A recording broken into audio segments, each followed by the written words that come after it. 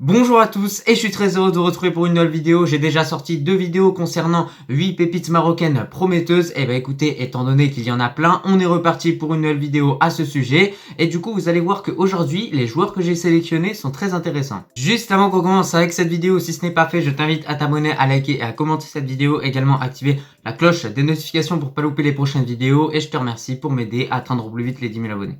Tout d'abord, on va s'intéresser à Salim Benseghir, joueur évoluant du côté de l'OM. Il a 19 ans et d'ailleurs, c'est le frère de Elias Benseghir, le joueur qui a inscrit un doublé avec Monaco contre Auxerre. Donc clairement, on a beaucoup entendu parler de lui, mais il ne faut pas laisser de côté son frère parce que c'est également un joueur très prometteur. Déjà, rien qu'à l'OM, il est vu comme un joueur d'avenir pour le club.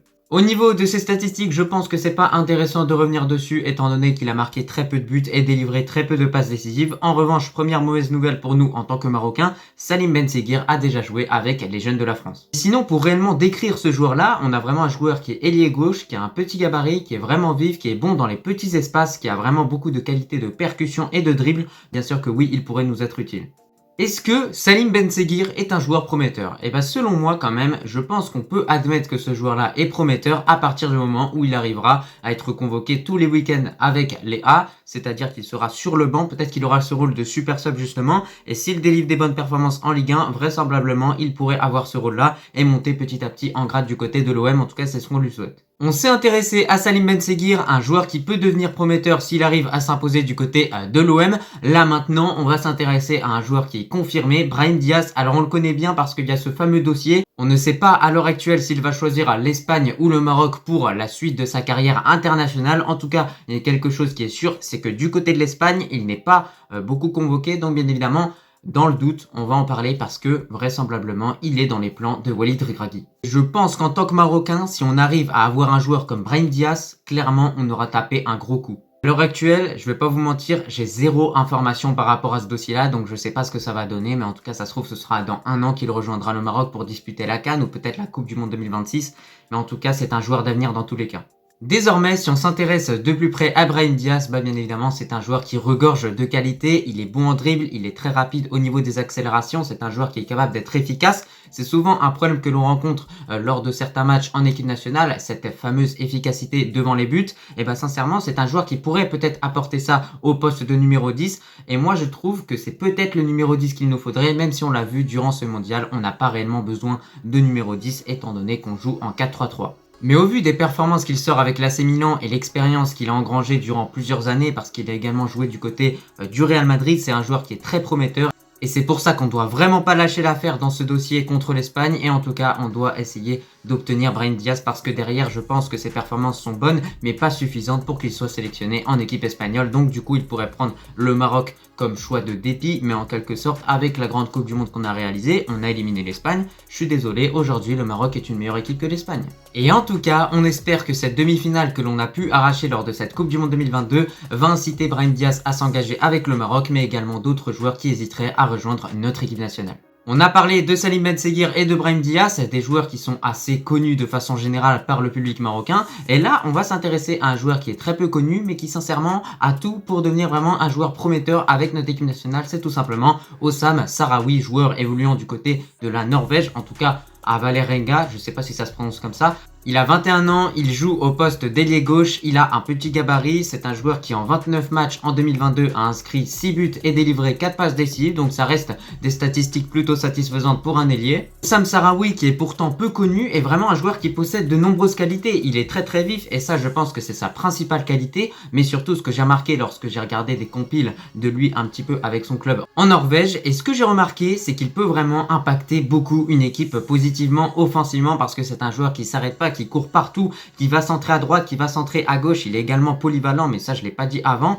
Et donc il regorge de qualité. Et pourquoi pas, à l'avenir, il pourrait obtenir ce rôle de super sub avec Walid Regragui. Mais surtout, ce qu'il possède par rapport à d'autres ailiers marocains, c'est la capacité à frapper de loin à 30-25 mètres, alors que certains vont s'embêter à dribbler, à venir chercher dans la surface de réparation. Non, il arrive à certains moments, de façon assez soudaine, de pousser le ballon, de faire un crochet à droite pour tout simplement envoyer une frappe super forte. Et sincèrement, ça peut être une arme de qualité. Est-ce que Hossam Sahraoui est un joueur prometteur? Eh ben selon moi, au vu de toutes les qualités que je t'ai énoncées précédemment, c'est un joueur qui est plus que prometteur. Je pense juste qu'il doit changer de championnat, sortir de cette Norvège et aller pourquoi pas dans un championnat turc, pourquoi pas dans un championnat français, pour avoir un peu plus de visibilité et être convoqué derrière par Walid Regragui, parce que au vu de ses performances, je pense qu'il mériterait d'être convoqué lors du prochain rassemblement.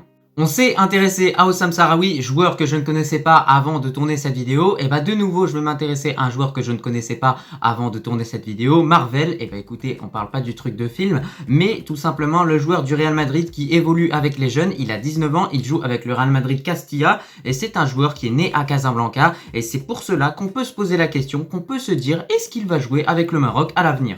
Et surtout, ce qui est intéressant avec ce joueur-là, c'est que du côté du Real Madrid, il est vu comme un futur David Alaba. On sait à quel point David Alaba a vraiment une carrière qui est glorieuse. Si lui a également une carrière qui est similaire à celle de David Alaba, je pense qu'en tant que Marocain, il est né à Casablanca, bah viens chez nous frérot. Et au vu de sa génétique, très clairement, on le voit, c'est vraiment un joueur qui a l'air vraiment costaud, qui va mettre vraiment de l'autorité dans notre défense. Et pourquoi pas, à l'avenir, ça peut devenir vraiment une solution fiable. Et j'ai pensé d'ailleurs à une défense de rêve pour le futur. On sait à quel point Chadi Riyad va peut-être jouer pour notre équipe nationale. Et bah, imaginez juste si on arrivait à former une défense Chadi Riyad. Et de l'autre côté, on mettrait du coup Marvel. Franchement, ça ferait une défense Real Madrid-Barça, ce serait juste incroyable. Est-ce que Marvel est prometteur? Bien sûr que oui, s'il continue de progresser du côté du Real Madrid, et là-bas, il est vu comme un futur central de qualité. Maintenant, on va changer de pays et on va s'intéresser à Ismaël Sebbarri, joueur évoluant du côté du PSV. Il a 21 ans et lui joue déjà avec les jeunes du Maroc, donc déjà c'est une bonne nouvelle, il a choisi le Maroc. C'est un ailier droit ou un milieu offensif, ce qui fait qu'il est littéralement polyvalent. Malheureusement, statistiquement, cette saison, c'est pas du tout fou ce qu'il nous a fait. En 7 matchs, il a seulement délivré une seule passe décisive. Mais après, comme tous les jeunes Marocains, je pense qu'il faut lui laisser le temps de progresser petit à petit pour devenir plus décisif à l'avenir.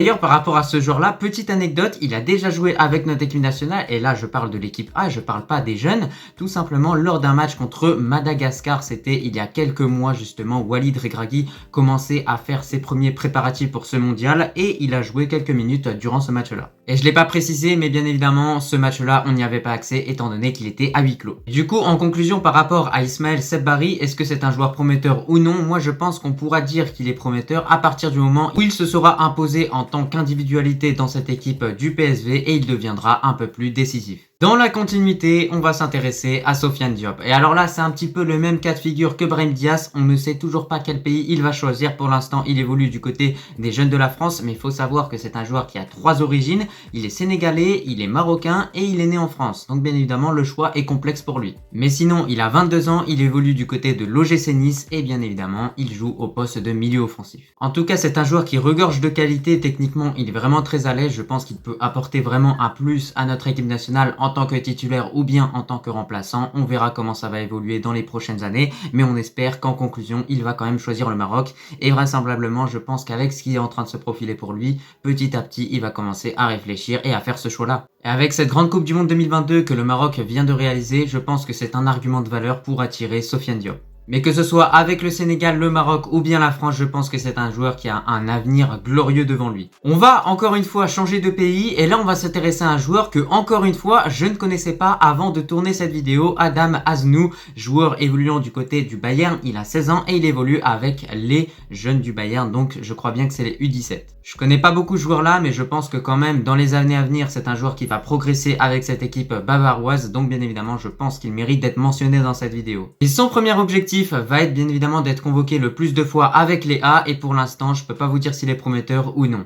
Pour finir, on va s'intéresser à une pépite marocaine qui est assez connue quand même de façon générale, Kaiz Atil Ruiz, joueur évoluant du côté d'Auxerre. Il a 20 ans et il a déjà joué du côté du PSG. Il a joué peu de matchs du côté d'Auxerre, donc je pense pas qu'on peut réellement apporter un jugement par rapport à ses performances pour l'instant. Mais c'est un joueur qui a acquis une certaine expérience avec le PSG et ça va lui servir dans les années à venir bien évidemment parce qu'il a joué avec vraiment les meilleurs joueurs du monde quelques fois et parfois a même sorti de bonnes performances et en tout cas on voit à quel point c'est vraiment un joueur qui est rempli de qualité mais techniquement il est très à l'aise, il est très vif et tout ce qu'il fait on a l'impression que c'est vraiment fluide. Et par rapport à son choix de sa sélection nationale, il est déjà fait étant donné qu'il va jouer pour le Maroc. Je sais pas vous, mais en tant que Marocain, moi clairement Kaiz Atil Ruiz, je le prends. Avoir un bon milieu techniquement à côté de Bilal El Khanous, très clairement, c'est plus que satisfaisant. Est-ce que c'est un joueur prometteur? Bien sûr que oui, avec tout ce que j'ai énoncé précédemment, mais surtout, moi, il me fait vraiment penser à un joueur en spécial, pourquoi pas la relève d'Amin Harit. Bah écoutez, c'était tout pour cette vidéo concernant 8 pépites marocaines prometteuses. Bien évidemment, peut-être qu'il y aura une partie 4 et une partie 5 concernant nos pépites marocaines parce qu'il y en a vraiment beaucoup et j'ai même pas parlé de la plupart des pépites. Il y en a énormément et en tout cas, c'est pour ça qu'on a hâte de voir ce que ça va donner à l'avenir pour certains. Mais dans cette vidéo, quand même, il y a plusieurs gros noms qui sont sortis. Brahim Diaz, Marvel. Si ce sont des joueurs qu'on arrive à ramener du côté marocain, je pense qu'on aura de quoi être fier de nous. En tout cas, je te remercie de regarder cette vidéo dans son entièreté et je te dis à la prochaine.